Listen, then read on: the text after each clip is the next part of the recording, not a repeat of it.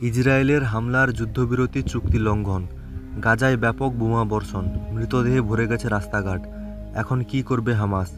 গাজার সিভিল ডিফেন্সের এজেন্সির মুখপাত্র মাহমুদ বাসল জানিয়েছেন, ইসরায়েল ও হামাসের মধ্যে হওয়া নাজুক যুদ্ধবিরতি চুক্তি সহিংসতার শিকার হয়েছে। এতে গাজায় অন্তত 115 জন নিহত হয়েছেন, যার মধ্যে 28 শিশু ও 31 জন নারী রয়েছেন এবং 265 জনের বেশি আহত হয়েছেন। এনবিসি নিউজ অনুসারে বাসল বলেন, যুদ্ধবিরতির ঘোষণা ঘিরে থাকা সময়গুলো গাজার জন্য গত সপ্তাহে সবথেকে রক্তাক্ত দিন হিসেবে বিবেচিত হয়েছে। যুদ্ধবিরতি ঘোষণা সত্ত্বেও ইসরায়েল গাজায় বোমা বর্ষণ অব্যাহত রেখেছে, যেখানে ফিলিস্তিনি বেসামরিক নাগরিকরা নিহত হয়েছেন এবং ব্যাপক নিন্দা জানানো হয়েছে। জাতিসংঘ মানবাধিকার পরিষদ হামলার নিন্দা জানিয়ে বলেছে, আমরা হতাশ যে চুক্তি ঘোষণার পরপরই ইসরায়েল গাজায় নির্বিচারে বোমাবর্ষণ অব্যাহত রেখেছে, যেখানে যুদ্ধবিরতি কার্যকর হওয়ার আগে শান্তির আশা থাকা সত্ত্বেও ফিলিস্তিনি বেসামরিক নাগরিক নিহত হয়েছেন।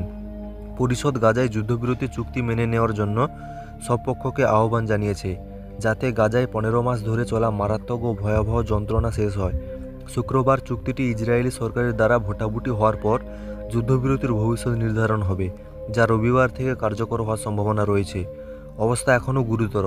ইসরায়েলি প্রতিরক্ষা বাহিনী বৃহস্পতিবার জানিয়েছে যে তারা গতদিন গাজা উপত্যকায় প্রায় 50টি লক্ষ্যবস্তুতে হামলা চালিয়েছে। এর মধ্যে হামাস ও ইসলামিক জিহাদের সন্ত্রাসী সামরিক কমপ্লেক্স ও অস্ত্র মজুদ সুবিধা অন্তর্ভুক্ত রয়েছে। 15 মাসে প্রায় 46,500 এর বেশি মৃত্যু।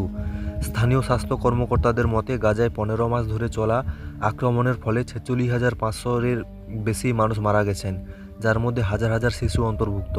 জাতিসংঘের মহাসচিব সহ আন্তর্জাতিক সম্প্রদায়ের যুদ্ধবিরতি চুক্তিটিকে সহিংসতা বন্ধের দিকে গুরুত্বপূর্ণ প্রথম পদক্ষেপ হিসেবে স্বাগত জানিয়েছে। গাজায় স্থায়ী শান্তির প্রত্যাশা।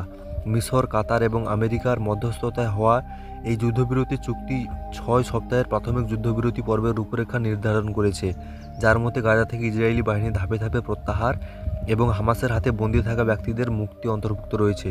যদিও শান্তির পথ দীর্ঘ এবং কঠিন, এর গভীর ঐতিহাসিক শিকড় রয়েছে যা সমাধানের প্রয়োজন। বৃহস্পতিবার এনবিসি নিউজে প্রকাশিত একটি ভিডিওতে দেখা গেছে, আল আহলি ব্যাপটিস্ট হাসপাতালে অন্য মৃতদেহের পাশে মাটিতে পড়ে রয়েছে 4টি ছোট শিশুর লাশ। প্রত্যক্ষদর্শীরা বলেছে, যারা ইসরায়েলি বিমান হামলায় নিহত হয়েছে তারা যুদ্ধবিরতির খবর শুনে আনন্দে ঘুমিয়েছিল। একজন ব্যক্তি বলেন, তারপর ইসরায়েলি বিমান আমাদের উপর গোলাবর্ষণ করেছে। বন্ধুরা, এই ধরনের শর্ট নিউজ পেতে অবশ্যই চ্যানেলটিকে সাবস্ক্রাইব করবেন।